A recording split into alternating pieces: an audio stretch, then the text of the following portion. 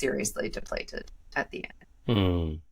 Well, I think, yeah, that is such good advice. And like you're saying, no matter what the situation is, you can do something. Just get yourself moving, do a circuit in the living room or something like that, or whatever it is. But I think the advice you're saying applies to everything. So many of us in general are just occupied by work and stress and family or whatever it is, and we don't make time for any of that. So it's just so important that we do think about that stuff, especially in the context you're talking about, because otherwise, if you lose yourself in the process, you're not going to be able to care for whoever it is as well as you ideally could. Yeah, That's exactly really good right. And I advice. often think about momentum over motivation. So, a dear friend of mine Yeah. taught me this phrase about momentum over motivation. So, if you say on Monday, I'm going to start doing some exercise, and then Monday comes and goes, it's been a really long day, and it's now 7 o'clock at night, you haven't done it yet, and you're like, oh, you know what, whatever, tomorrow is the day. Then Tuesday comes, and your day gets totally knocked out by meetings. You've got an aging parent that you had to take to an appointment.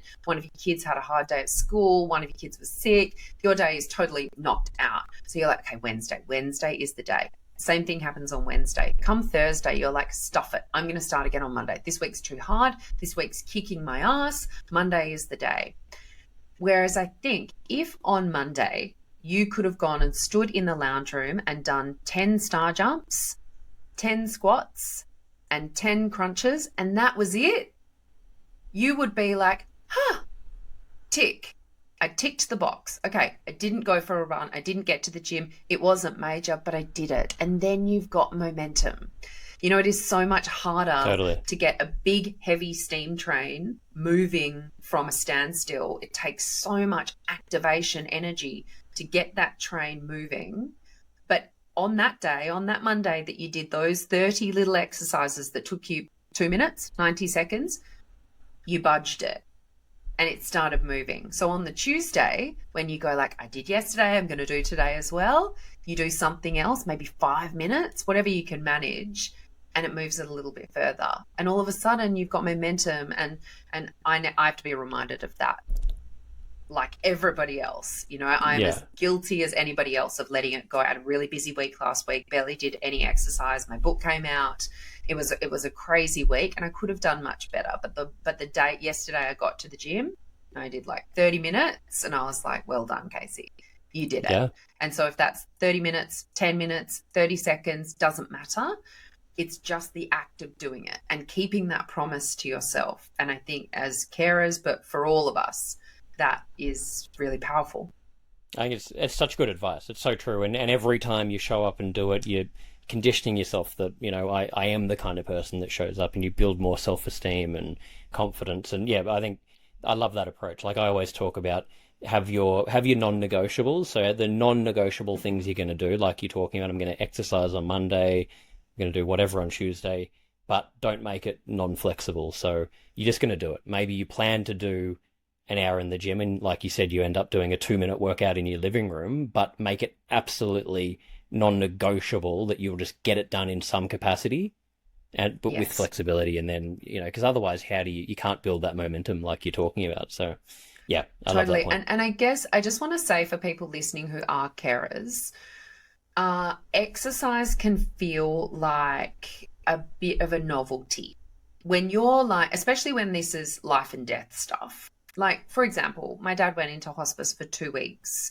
to try to get his symptoms under control, but we were very close to the end at that point. So he went in for 2 weeks, he came out and home for 2 weeks, and then he passed away. I wouldn't have at the hospice when I was there most days, most nights, all day, all night.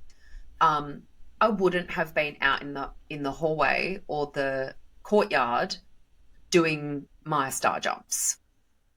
Okay, so like I get for anybody listening to this, I Mm. just don't want them to be sitting there thinking like, okay, cool, thanks, good advice. It is life or death stuff over here, and you're asking me to go wherever I am and do a little workout. So please hear me when I say that I get it, and the exercise can feel like a nice to have. However, what I know and what we know, particularly where care drags on, and it can drag on, some people can care for years. I think a lot about, women with breast cancer, and it gets diagnosed and then they are in remission, and then a few years later it comes back and then they're in remission, and this sort of cycle of hope and despair.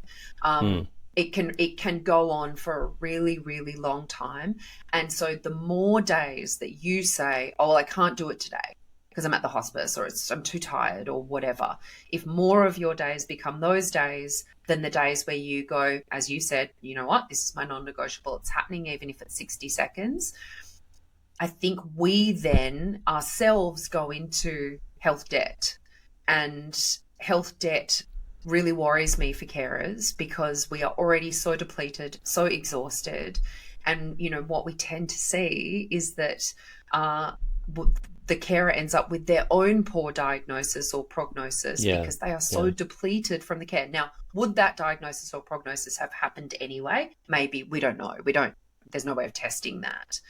But certainly we see that women in particular, they drive themselves into the ground in order to care for the people that they love.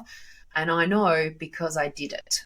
I Yeah. was a shell of myself at the end of that experience. Mm. And I guess now looking back, I can see just how burned out I was. And in that moment, I felt like Dad has a finite time.